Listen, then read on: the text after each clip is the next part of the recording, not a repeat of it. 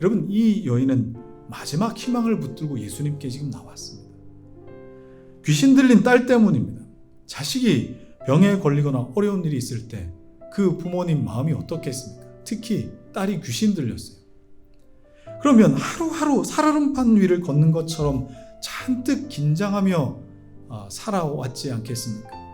그리고 다른 사람들의 눈을 피해가며 살았을 것이고, 또는 그때 용한 무당이나 또 점치는 사람이 있으면 거기다가 또 돈을 다 탕진했을 것이고, 딸도 딸이지만 이 여인의 내면은 그야말로 전쟁터와 같았을 것입니다. 그런데 문제가 하나 있죠. 예수님은 유대인이었고 이 여인은 이방인이었습니다. 이방인도 남자가 아니라 여자였습니다.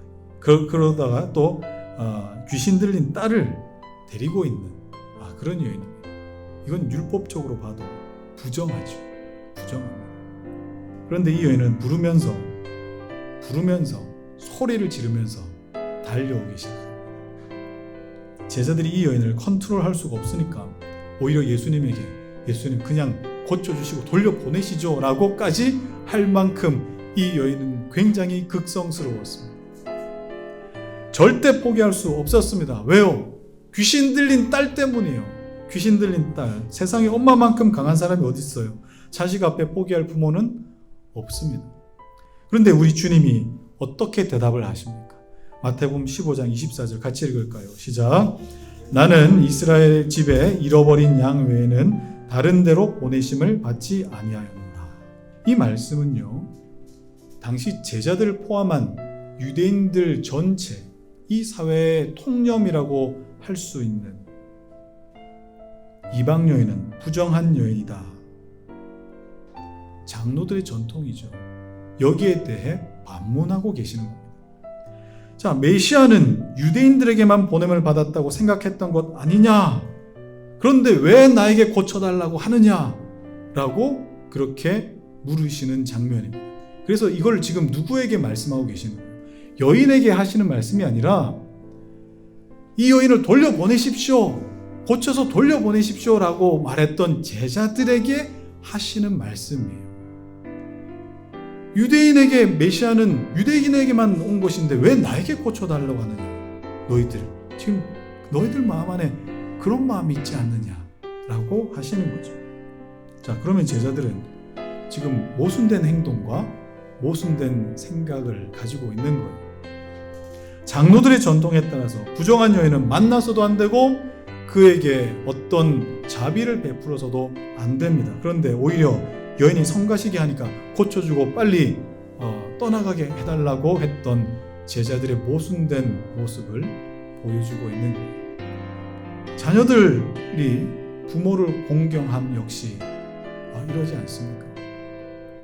매주 교회를 빠짐없이 출석하고 헌금을 꼬박꼬박 내면 여러분 그리스도인입니까? 예수님은 그런 사람을 더 자주 만나주시고 더 사랑하십니까? 부모님에게 용돈을 자동이체 걸어놓으면 그것이 부모를 공경하는 일이 됩니까? 여러분, 그렇지 않습니다. 그리스도인이라는 것을 나타내는 지표는, 또 부모를 공경한다라고 하는 것을 나타내는 것은 그런 것으로 나타나는 것이 아닙니다.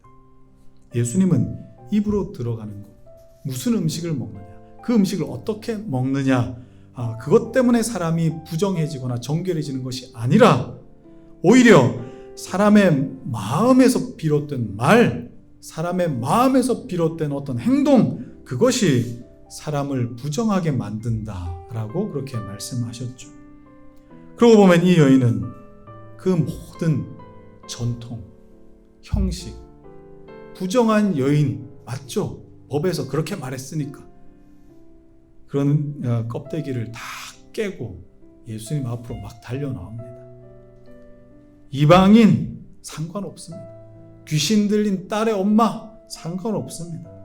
제자들의 만류 상관없습니다. 예수님께 나왔죠. 그야말로 진격의 여인입니다. 26절 같이 읽을까요? 시작. 대답하여 이르시되 자녀의 떡을 취하여 개들에게 던짐이 마땅하지 아니하니라. 그때 여인의 깊은 내면 안에 있는 믿음의 고백이 드러나죠. 예, 주님 맞습니다. 그러나 개들도 주인의 식탁에서 떨어지는 빵 부스러기를 먹지 않습니까? 그런 부스러기의 은혜라 할지라도 제 딸을 치료하기에 충분합니다.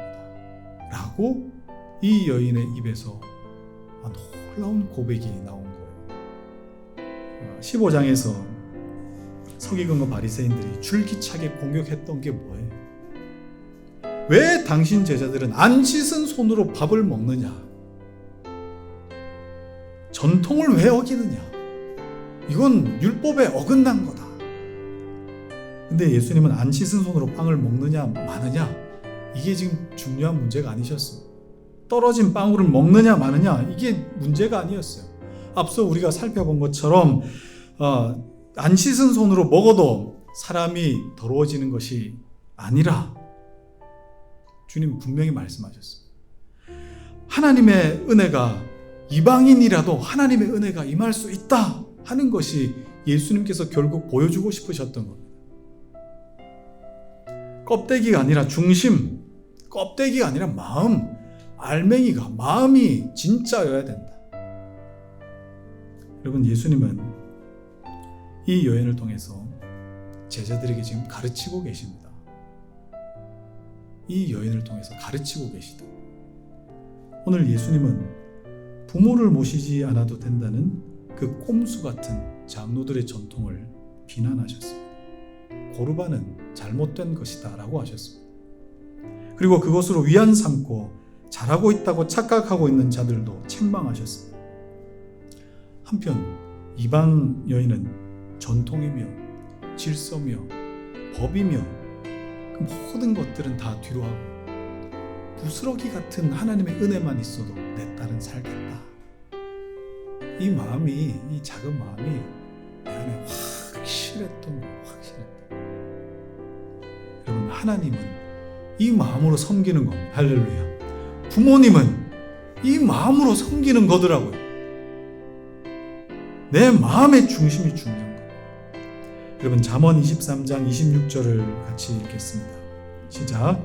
내 아들아, 내 마음을 내게 주며 내 눈으로 내 길을 즐거워할지어다. 부모님에게 필요한 게 뭐라고요? 자식의 마음이라고요. 마음. 예수님은 하나님이 먼저다, 부모가 먼저다 라고 말씀하지 않으셨습니다. 그냥 부모를 공경해라, 주님 말씀하셨습니다. 우리 부모들이 우리를 고르반으로 키웠다면, 조건을 달고 키웠다면 우리는 이 자리에 있지 못했을 것입니다. 자식을 위해 피동량할 수 있는 것, 부스러기 은혜라도 달라고 무릎 꿇는 것, 우리 부모의 이러한 헌신과 이러한 사랑 때문에 우리는 다 이 자리에 있게 된 것입니다. 이제 연로하신 부모님에게 우리가 마음을 드려야 할 때입니다. 마음을. 전통이 아니라, 명분이 아니라, 형식이 아니라 마음입니다. 마음. 이런 은혜가 우리 모두에게 있기를 주의 이름으로 축원합니다.